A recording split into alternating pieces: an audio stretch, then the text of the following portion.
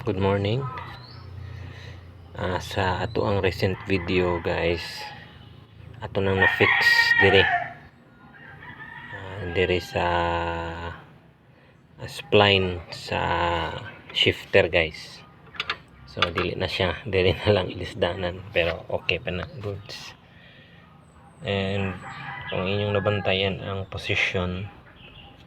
positioning is medyo low gamay dire. Perfect kay siya pang shifting. And sa akong vlog karon, kung napansin is kini siya medyo taas. Actually na adjust na ninako, but then taas gyapon. The moment nga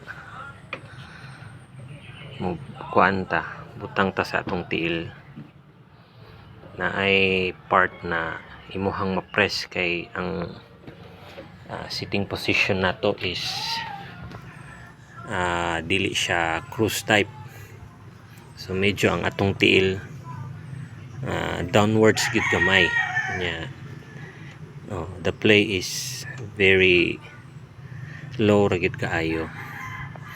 So na ako'y himuon nga adjustment, because if atong himuon nga i-adjust nato diri guys, na try nako ang rod sa brake diri sa master mo return siya ug dili na mo tukod diri.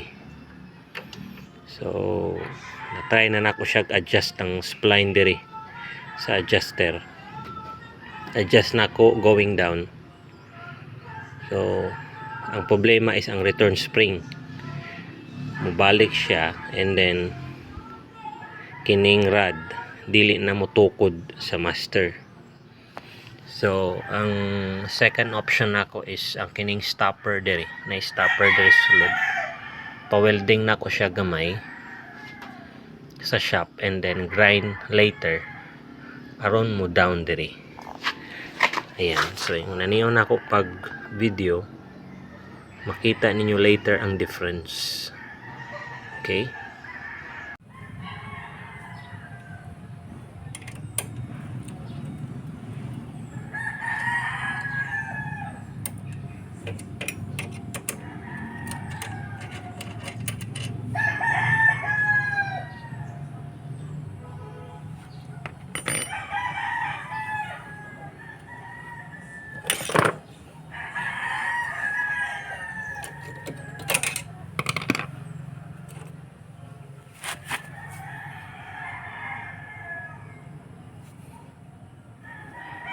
Kini nga portion ang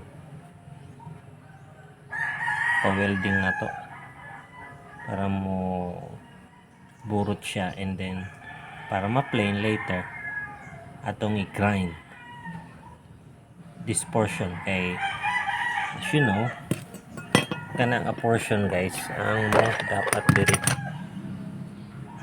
dire asa na to, kana siya nga portion ang dapat diri